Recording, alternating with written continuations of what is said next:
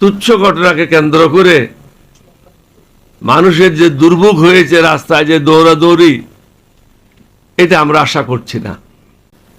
এইভাবে বিভিন্ন জায়গায় অনেক হত্যাকাণ্ড ঘটছে, আইনশৃঙ্খলার চরম অবনতি হচ্ছে। আমাদেরকে বাধ্য করছে সরকার তাদের বিরুদ্ধে আন্দোলন করার জন্য। এই আন্দোলন কিন্তু শেষ পর্যন্ত যাবে, সরকার পতন না হওয়া পর্যন্ত। হয়তো সরকার এই সংস্কার, আমরা যেটা বলছি তারা যেটা বলেছিল, এটার মধ্যে কোনো ভিন্নতা নাই। এই সংস্কারগুলি করতে হবে, এই পার্লামেন্টের এই অধিবেশনে করতে হবে। দরকার হলে পার্লামেন্ট 3 দিন এক্সটেন্ড করেন, 4 দিন এক্সটেন্ড করেন। এটা তো কোনো রামায়ণের মহাভারত শুদ্ধ হবে না। পার্লামেন্টে আজকে কারা আসছে, এটা না মানার কারণটা কি? 3 ভাগের 1 ভাগ হলো ব্যবসায়ী, আর 1 ভাগ হলো অশিক্ষিত। সশিক্ষিত মানে কি? অশিক্ষিত। এটা অশিক্ষিত না লেখে ভদ্র ভাষায় লেখে কি সশিক্ষিত। ও পার্লামেন্ট কি বুঝবে? একটা বক্তব্য রেখে দিলাম মাইকের সামনে, হ্যাডাম দেখাই দিলাম, বউ দেখলো যে আমার জামাই তো হ্যাডাম দেখাইছে। পার্লামেন্টে একটা বক্তব্য রেখে আসছে, তার কিছু এলাকাতে লোক থাকে, তারাও বলে যে আমার স্যার তো হ্যাডাম দেখাইছে। এটা ভালো বক্তব্য রাখছে। সে যে পার্লামেন্ট শব্দ বানানো করতে পারে না, এটা তো বহু বুঝে না। সংস্কার কি জিনিস, এটা তো তার বউ বা তার সমর্থকেরা বুঝে না। সুতরাং এই সরকারের বিরুদ্ধে কোনো কিছু করার, কিন্তু এই সরকারে বাধ্য করছে আমাদেরকে তাদের বিরুদ্ধে অবস্থান নেওয়ার জন্য।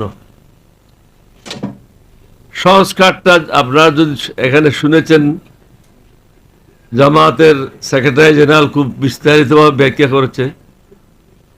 এটা কিন্তু কোনো দলকে সুবিধা দেওয়ার জন্য না, কোনো ব্যক্তিকে সুবিধা দেওয়ার জন্য না, এটা হলো জনগণকে সুবিধা দেওয়ার জন্য। যখন যে সরকার আসে, সে যেন অন্যের উপর অন্যায় করতে না পারে, এটাই হলো তার মূল লক্ষ্য। কারণ যারা ক্ষমতায় আসে, তারা মনে করে তাদের বাপের দিনের সম্পত্তি বা চাচার দিনের সম্পত্তি, আমি যা ইচ্ছা তা করব। হাসিনা যেরকম বলতো, এটা আমার দেশ, আমার বাবার দেশ, এটা আপনারা শুনেছেন। এটা হলো বাংলাদেশ, এটা কারো দেশ না, আমাদের সকলের দেশ। সুতরাং এখানে জনগণ যেটা চায় সেটাই করতে হবে। আমরা সর্বসম্মতিক্রমে সিদ্ধান্ত নিয়েছিলাম যে সংস্কার প্রয়োজন। আমি 1-2টাতে অংশগ্রহণ করেছি, বাকিগুলি আমাদের প্রতিনিধিরা ছিল। এখানে কোনো দ্বিমত ছিল না। আমি একটা কথায় 2-1টা শুধু আপনাদের সামনে উদাহরণ দিতে চাই, জনগণ যেন আমাদের ব্যাখ্যাগুলি বুঝে। আমরা কি চাচ্ছি, যে দুর্নীতি দমন কমিশনে যে চেয়ারম্যান হবে, সে যেন একটা যাচাই বাছাইয়ের মধ্যে আসে এবং তাকে নির্বাচিত করা হয়।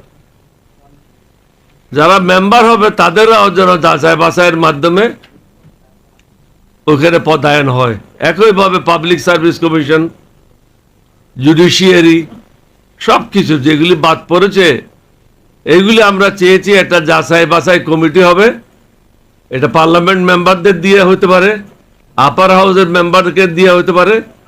আমেরিকাতে সিস্টেম আছে, একটা অ্যাম্বাসাডার যদি কোনো দেশে যাইতে হয়, তাকে ওই কমিটির মাধ্যমে, ফরেন রিলেশন কমিটি যেটা হয়, ওই কমিটিকে তাকে সওয়াল জবাব করতে হয়। তারা যদি মনে করে ও ওই দেশের জন্য ঠিক আছে, তাহলে তাকে পাঠানো হয়।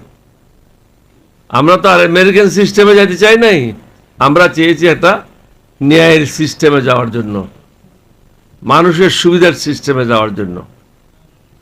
বিএনপি এটা কেন না করছে, এটা আমার বোধগম্য নয়। আমি 2বার বলেছি, মাননীয় প্রধানমন্ত্রী, আপনি একটা রেকর্ড সৃষ্টি করেন, সব কিছু আপনি সংস্কারগুলি মেনে নিয়ে ইতিহাসে আপনার নাম লেখান। আপনার বাবাও লেখাইছে, আপনার মাও লেখাইছেন, আপনি এটা ইতিহাসে একটা স্মরণীয় হয়ে থাকেন। এখানে অন্য দেশের এজেন্ডা বাস্তবায়ন করলে হবে না। বাংলাদেশের মানুষ এবং অন্য দেশের মানুষের মধ্যে পার্থক্য আছে। এখানের মানুষ হলো বিদ্রোহী, কারণ ঝড় ঝাপটার মধ্যে তারা, তুফানের মধ্যে তাদেরকে বেঁচে থাকতে হয়। এবং বিদ্রোহ করাটা এটা নতুন কোনো বিষয় না।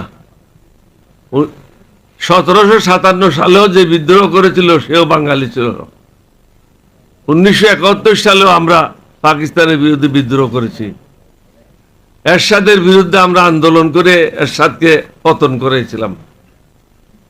অনুরূপভাবে বিএনপির বিরুদ্ধে ওই দিন জামাত এবং আওয়ামী লীগ মুখ্য ভূমিকা পালন করেছিল। সারা রাত আমরা ঘরে যেতে পারি নাই, পার্লামেন্টে বসা ছিলাম। বসে আমাদেরকে তত্ত্বাবধায়ক সরকার পদ্ধতি পাশ করতে হয়েছিল। আমি এগুলি বলার উদ্দেশ্য হচ্ছে, ইচ্ছা করে যদি আমি কোনো একটা সমস্যা সৃষ্টি করি তাহলে এটা আমাকে কেউ সাহায্য করতে পারবে না। মাননীয় প্রধানমন্ত্রীকে বুঝতে হবে তার সামনে অনেকগুলি সমস্যা। একটা হলো বিরোধী দলকে পার্লামেন্টে সামাল দেওয়া, দুইটা হলো সংস্কারগুলি বাস্তবায়ন করা, 3 নম্বর হলো তেলের কারণে, পেট্রোল, অকটেন, ডিজেল যাই বলেন, এটার কারণে বাংলাদেশে যে প্রভাব পড়বে এটার থেকে বের হওয়া আসা বর্তমান সরকারের পক্ষে সম্ভব না। আমি এটা বলে দিচ্ছি, শব্দটা তাদের পক্ষে সম্ভব না। তারপরে হলো আইন শৃঙ্খলার পরিস্থিতি বাইরে ভালো না।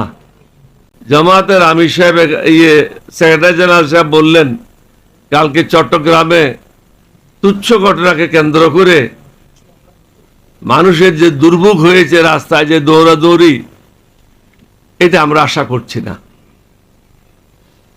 এইভাবে বিভিন্ন জায়গায় অনেক হত্যাকাণ্ড ঘটছে, আইন শৃঙ্খলার চরম অবনতি হচ্ছে। পার্লামেন্টে আজকে কারা আসছে, এটা না মানার কারণটা কি? 3 ভাগের 1 ভাগ হলো ব্যবসায়ী, আর 1 ভাগ হলো অশিক্ষিত। সশিক্ষিত মানে কি? অশিক্ষিত। এটা অশিক্ষিত না লেখে ভদ্র ভাষায় লেখে কি সশিক্ষিত। ও পার্লামেন্ট কি বুঝবে? একটা বক্তব্য রেখে দিলাম মাইকের সামনে, হ্যাডাম দেখাই দিলাম, বউ দেখলো যে আমার জামাই তো হ্যাডাম দেখাইছে।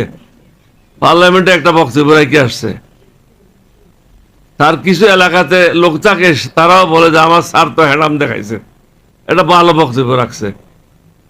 সে যে পার্লামেন্ট শব্দ বানানো করতে পারে না, এটা তো বহু বুঝে না। সংস্কার কি জিনিস এটা তো তার বউ বা তার সমর্থকেরা বুঝে না। সুতরাং